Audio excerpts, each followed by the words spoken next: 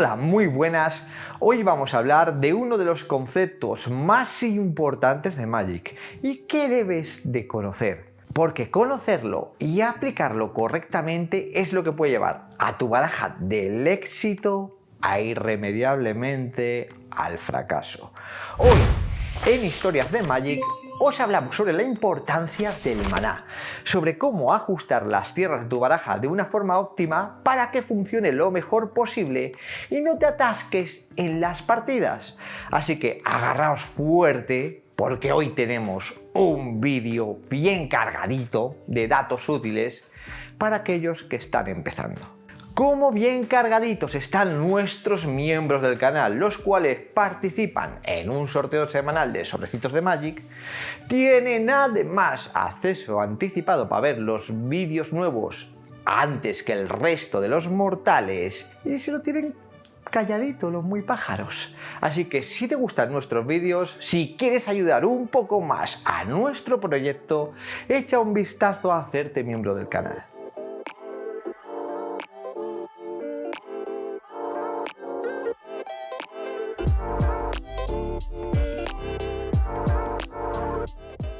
Seguramente muchos que estéis empezando en esto de Magic hayáis escuchado el término de curva de maná. Y si jugáis a Magic Arena, incluso sin querer, lo podéis conocer ya. ¿Pero qué es exactamente? La curva de maná es el resultado de separar todos los hechizos de tu baraja de las tierras y colocarlos por orden de maná convertido, como podemos ver ahora mismo en el vídeo. Las cartas que cuestan un maná juntas, las que cuestan 2 junto a las que cuestan 2, independientemente del color de maná que utilicemos. Una vez que hayamos hecho todo esto, que hayamos colocado toda nuestra baraja, si trazamos una línea imaginaria veremos que sospechosamente tiene una forma similar a una función llamada campana de Gauss. Esto es muy importante porque como jugadores siempre queremos aprovechar nuestro maná de la mejor forma posible. Queremos jugar una carta de coste 1 en el primer turno, una carta de coste 2 en el segundo turno y así sucesivamente con cada turno. A esto los jugadores lo llamamos jugar una carta en curva o simplemente curvar. Y quedaros con estos dos palabras bien grabados a fuego en vuestra cabeza porque cada vez esto es más importante y determinante en el Magic moderno. O dime, ¿no se te ha escapado alguna partida en un turno importante que no jugaste tierra? Y si hubieras jugado tierra y hubieras podido lanzar ese hechizo relevante de la partida, ¿no la hubieras ganado mientras que tu oponente sí que lo hizo? Vaya hombre, ¿eh? Da rabia. Quedarse pillado en una partida da ese regustillo amargo, ¿verdad? Pues bien, en este vídeo te ayudaremos a que esto te ocurra menos. Pero lamentablemente este tipo de derrotas son más comunes porque cada vez las cartas son más poderosas y hacen un efecto como de bola de nieve si no eres capaz de responder a esa carta en el momento adecuado, que es pues muy poquito después de que toque mesa. Así que hay muchas partidas que debido a esto luego se hacen irremontables. Por eso en Magic actual es más importante no fallar tierras que en el Magic de hace 20 años.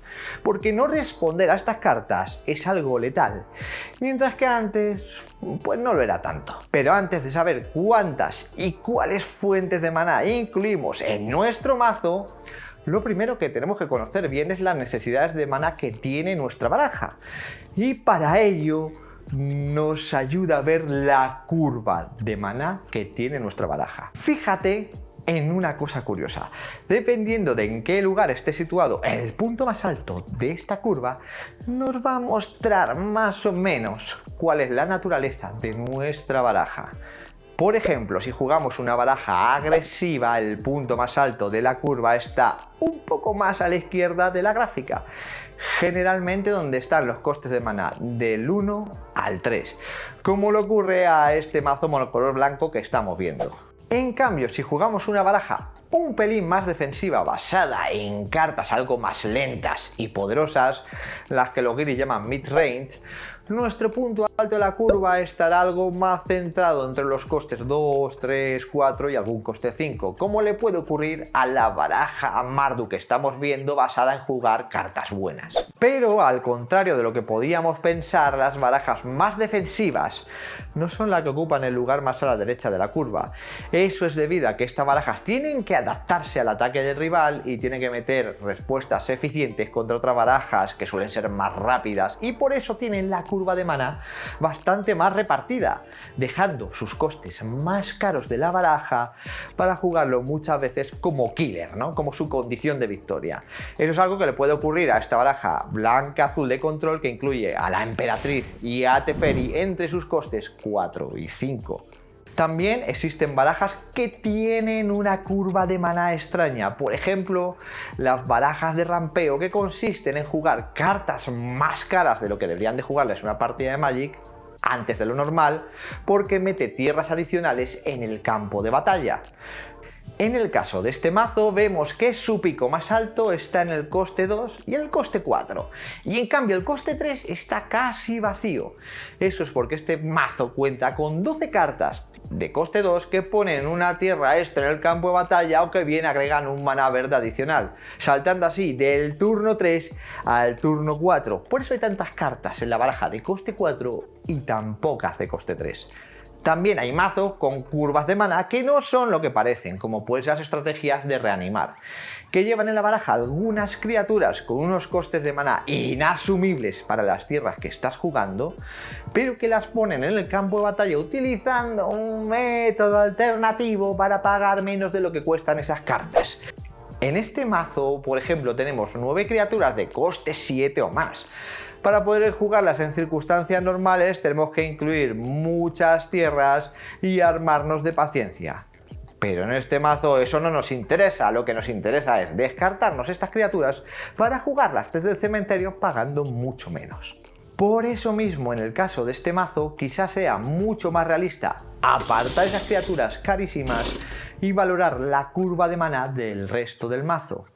En casi todos los ejemplos que podemos ver, la curva de maná es un buen reflejo de lo que quiere hacer nuestra baraja a lo largo de la partida.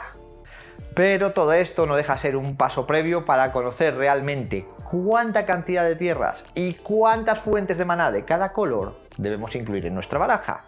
No nos olvidemos de ello. Así que, una vez que conocemos bien cómo es nuestro mazo, lo que quiere hacer y las necesidades de maná que tiene, empecemos.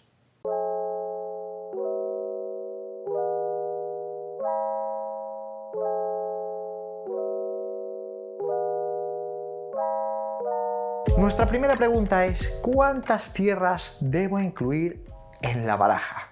La respuesta obviamente depende de las cartas de tu mazo. Cuando empecé a esto de Magic, el consejo típico que se daba era: por cada 2 hechizos que metías tenías que meter una tierra. Un consejo que seguimos todos los que empezamos a Magic hace ya bastante tiempo y que era una mala idea. Afortunadamente, con el paso de los años, muchos jugadores se han hecho esta misma pregunta y algunos han sacado respuestas mucho, pero que mucho mejores que el nefasto consejo que yo recibí en el pasado. Uno de estos estudiosos de las proporciones es Frank Karsten, un antiguo jugador profesional ahora retirado y que es considerado como una de las mejores mentes matemáticas en esto del Magic. Este señor, que ya es algo mayor, ha escrito en varias ocasiones sobre la proporción de tierras que debería de incluir una baraja de Magic, y es sobre todo en estos artículos en los que me voy a apoyar a la hora de hacer este vídeo. Formatos de 40 cartas, como puede ser el draft o la baraja sellada, lo más útil es utilizar esta tabla. En ella podemos ver cuál es la probabilidad de jugar una tierra en cada turno dependiendo de cuántas tierras incluyamos en nuestra baraja. Por ejemplo, si estamos jugando un mazo con 17 tierras, tenemos una probabilidad del 91,6% de jugar la tercera tierra en el tercer turno si hemos empezado a jugar nosotros, o un 95,6% si quien ha salido es nuestro oponente. Karsten nos sugiere que para que juguemos tierras de una forma estable en un determinado turno, siempre debe de sobrepasar el 90% de posibilidades. Aunque hay que recordar que al final todo esto es estadística y todo el mundo sabe que a veces la estadística se ríe en tu cara y te pega fuertes patadas. Una vez que sabemos esto, todo va solo. Lo que tenemos que hacer es, con la información de la tabla, tenemos que localizar en nuestra baraja cuáles son las cartas que queremos jugar activamente en nuestro turno, qué bichos queremos jugar y cuál es el coste de maná que tienes. ¿A qué me refiero con esto? Yo, por ejemplo, voy a querer jugar siempre mi criatura con fuerza 2 y resistencia 2 que vuela en el tercer turno, pero también estoy seguro de que no voy a querer lanzar mi mata criaturas de coste 2 en el segundo turno porque prefiero aguantarlo en la mano, esperar que mi oponente juegue alguna criaturita jugosita para que pueda ser un mejor objetivo para mi carta. Por ese motivo, en limitado tenemos que separar aquellas cartas que queremos jugar activamente en la partida a las que no. Por ejemplo, si muchas de mis cartas que quiero jugar en la partida están entre el coste 1 y el coste 3 y solo muy poquitas en el coste 4 y 5, lo más probable es que incluya 16 tierras en nuestra baraja, porque es lo que me permite jugar un coste 2 en el turno 2 y un coste 3 en el turno 3 establemente. Pero si en cambio mi baraja está llena de criaturas de coste 3 y coste 4 y unas cuantas cartas de coste 5 y estimo que las cartas principales de mi baraja tienen coste 4 y son las que quiero jugar sí o sí, incluiré 19 tierras en mi baraja para jugar mis amenazas principales con garantías. Otro caso distinto son aquellos formatos construidos en los que utilizamos barajas de 60 cartas. Para esto vamos a copiar miserablemente, así a las malas, una baraja de internet y exportarla a Magic Arena a modo de ejemplo. Aquí lo primero que tenemos que hacer es saber cuál es el valor de maná promedio de nuestra baraja. Si tenemos Magic Arena, esto es muy fácil porque ya lo tenemos calculado en un apartado donde creamos nuestro mazo. También hay páginas por internet de construcción de barajas que te calculan este valor promedio automáticamente. En nuestro ejemplo, esta cantidad es 2,3. Pero también podemos hacerlo de forma artesanal si no disponemos de medios para verlo rápidamente. Separa las tierras aparte, sumas el total de tus símbolos de maná que utilice tu baraja y divides ese total entre el número de cartas que no sean tierras que llevas en el mazo y ¡tatachán! Ya tienes el valor promedio de tus hechizos. Ahora bien, la pregunta aquí es, ¿para qué demonios nos interesa saber esto? Pues bien, porque nuestro amigo Karsten llegó a una conclusión matemática. Él sugiere que la cantidad de tierras que debemos meter en una baraja es un valor fijo de 19,59 más 1,90 multiplicado por el valor promedio de tus hechizos menos 0,28 multiplicado por cada carta que juegues de coste 1 o coste 2 que te consiga mana adicional o que te haga robar cartas adicionales. Si además juegas a algún compañero en la baraja, tienes que sumar un más 0,27. Os dejo la fórmula aquí abajo para que la veáis. Esto puede sonar genial, pero ahora, en 2022, que es cuando hemos grabado este vídeo, los jugadores de Magic convivimos con algunas cartitas que nos complican este tipo de cuentas y de fórmula un poquito. Me refiero a las cartas modales, a aquellas que son hechizo por un lado y tierra como otro. ¿Cómo contamos esta carta? ¿Como tierra? ¿Como hechizo? En definitiva, Frank nos sugiere que sumemos los costes del maná del lado del hechizo, pero que también cuando contemos las tierras de la baraja, consideremos aquellas tierras que entran giradas sí o sí, como un 0,38 de tierras, y cada tierra que pueda entrar enderezada como un 0,74. Como veis, todo esto es muy matemático. Si utilizamos nuestra fórmula maravillosa con la baraja que hemos exportado de ejemplo, nos sugiere que utilicemos 24 tierras. Pero sin embargo, el mazo que hemos copiado tiene 25. Puede que el creador del mazo metiera alguna tierra más para utilizar las habilidades activas de sus tierras, o simplemente porque quiere asegurarse jugar sus cartas en curva. ¿Qué os quiero decir con esto? Que esta fórmula está muy bien para empezar como punto de partida, pero no es un número sagrado, no es algo que tengáis que respetar obligatoriamente y que probablemente a lo mejor tras jugar muchas partidas con un mazo que has creado, decides añadir o quitar alguna tierra o cambiar alguna tierra. Estas decisiones solo te las da la experiencia tras jugar muchas partidas de Magic, así que no tomemos esto como números sagrados de los que no nos podamos salir de ellos. Por supuesto, para un mazo de 99 cartas como el que jugarías en una partida de Commander, la fórmula es exactamente la misma, solo cambian las proporciones.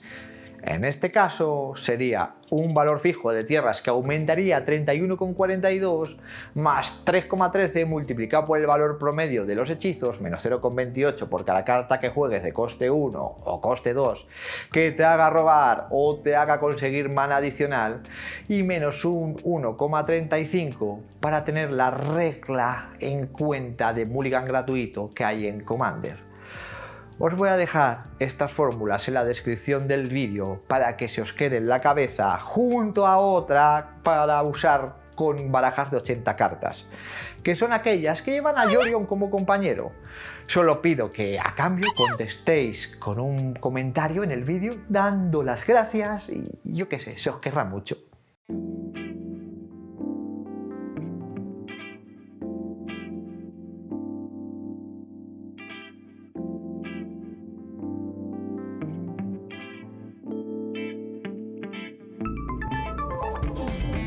Pero no solo se trata de cuánta cantidad de tierra debemos de meter en nuestro mazo, sino también sobre cuánto maná de cada color necesitaremos para jugar nuestros hechizos. En el caso de nuestro ejemplo, debemos preguntarnos cuántas tierras que den maná rojo y cuántas tierras que den maná negro tenemos que jugar para que nuestra baraja no se atasque. Para ayudarnos, Frank, para los amigos, nos proporciona otra útil tabla donde estima cuántas fuentes de maná necesitamos para poder jugar una carta en curva.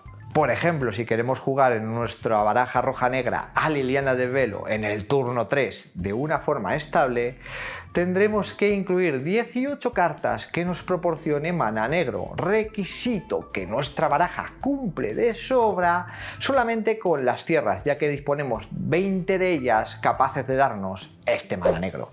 Recordar que para jugar una carta de una forma estable consideraremos que la probabilidad debe estar por encima del 90%, cifra que por cierto está remarcada en verde en la preciosísima tabla que por supuesto os voy a dejar en la descripción del vídeo, pues la versión para 60, 80 y 99 cartas para que utilicéis la que mejor os convenga. Pero aunque esta tabla como la otra es muy completa, siguen existiendo cartas que nos dejan dudas y que el bueno de Carsten también se ha molestado en aclararnos, empezando por las cartas multicolores. Por ejemplo, ¿cuántas tierras de cada necesitaría para poder jugar mi cosechador de diezmos en el segundo turno de una forma estable? En este caso, Carsten nos sugiere que miremos el coste de cada color por separado y que sumemos 1 al valor necesario de cada fuente del color. En nuestro ejemplo vemos que para jugar en el turno 2 el cosechador necesitaríamos 13 tierras que den maná negro, 13 tierras que den maná rojo de normal. Al ser multicolor nos dice que subamos este requisito en 1, es decir, al final nos hará falta 14 fuentes de maná negro y 14 cartas que nos produzcan maná rojo. Ya sabemos que nuestro mazo tiene 20 cartas que dan maná negro, pero también contamos con otras 14 tierras que nos proporciona ese maná rojo que nos hace falta. Esto sin contar a las sendas. Así que en teoría nuestro mazo es capaz de cumplir los requisitos. La cosa cambia si tenemos que meter cartas doradas de un mayor coste. Por ejemplo, si alguien quiere jugar en el turno 5 a Corvol, necesitaría en su mazo 10 fuentes de maná que den maná negro, 9 más 1, otras 10 cartas que den maná rojo, otras 10 que den maná verde. Y como es una carta que tiene triple coste coloro, también tendríamos que revisar la parte de cartas con coste 5 con requerimiento de color y estimar que necesitamos 20 fuentes de maná en total en nuestras barajas capaces de dar tanto maná verde como rojo como negro. Las 19 que nos pide la tabla más uno adicional. Pero aquí no acaban los costes raros. En caso que queramos jugar una carta híbrida en nuestra baraja, como podría ser un Obos en el turno 5, nos haría falta 15 fuentes de mana de color. Pero podemos sumar aquellas que nos dan mana rojo y mana negro en este caso. Las dos clases valdría. Nosotros con nuestras 25 tierras que dan mana de los dos colores podemos hacerlo de sobra. Con la gorra, vamos. Con cartas con costes que aumentan o reducen, como nos puede ocurrir con aquellas que tienen excavar o convocar, tenemos que imaginar cuál es la cantidad de maná que queremos pagar de media para jugar estos hechizos y considerar que ese es el coste de hechizo de la carta. Por ejemplo, yo puedo considerar que mi mazo Izzet de Modern voy a lograr jugar a mi regente de Marea Lúgubre pagando solo 2 manas azules y 2 manas genéricos. Así que miro la tabla y calculo que mi mazo necesitaría para jugarlo con garantías unas 16 fuentes de maná azules para jugarlo en el turno 4. Lo mismo nos pasa con cartas como la Fuerza de Voluntad, que tiene un coste alternativo. No voy a calcular lo que voy a jugar esta carta pagando el coste, que serían 5, sino descartándome una carta azul que es su coste alternativo, que es como lo usaré la mayoría de las veces. Así que me voy a molestar en contar las cartas azules que tenga mi barajas para poder hacer esta habilidad con garantías. Pero también un detalle importante a la hora de utilizar esta tabla es tener en cuenta cómo son las tierras que jugamos. Por ejemplo, las tierras que entran en el campo de batalla girada no te van a ayudar a jugar la carta que necesitas en curva. Así que es absurdo que cuentes esas tierras giradas como fuente de maná para jugar aquellas cartas que solo cuestan 1 de maná y quieres jugar en el primer turno. No tiene sentido contar esas tierras porque no te van a ayudar. Generalmente, en una baraja agresiva llena de costes unos, con jugar 2 o 3 de estas tierras que entran girada es suficiente. Pero en cambio, en otro tipo de mazos con un desarrollo más lento podemos meter 8 o 9 tierras giradas que podremos utilizar esos turnos. ¿Por qué? Porque simplemente en ese tipo de barajas que tienes un turno vacío en el que no vas a jugar una carta, aprovechas y metes la tierra girada. También depende de la tierra. No es lo mismo una torre de Rafine, que siempre nos va a entrar girada sí o sí, sea en el turno 1, en el 2 o en el 18, que en cambio un Cenagal de Naufragios que a partir del tercer turno nos va a entrar enderezada.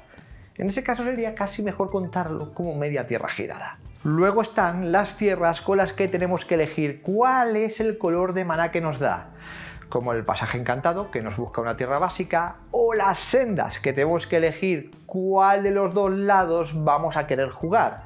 Estas tierras, a la hora de utilizar la tabla, ¿cómo qué color las contamos? Pues depende del mazo. Si juegas una baraja de 2 colores como nuestra roja-negra, puedes contarla como fuente de maná de ambos colores. Fíjate que yo solo las he contado como fuentes negras en el ejemplo, porque considero que mi mazo tiene un color negro muy predominante y que la mayoría de las veces la voy a querer jugar por el lado oscuro, por el lado pantanoso de la carta. Como veis, en este caso yo he pasado de la tabla y he hecho apreciaciones personales. En cambio, si juegas un mazo de 3 o más colores, este tipo de tierras no son tan útiles, ya que es más fácil que falles el color que necesitas con ellas.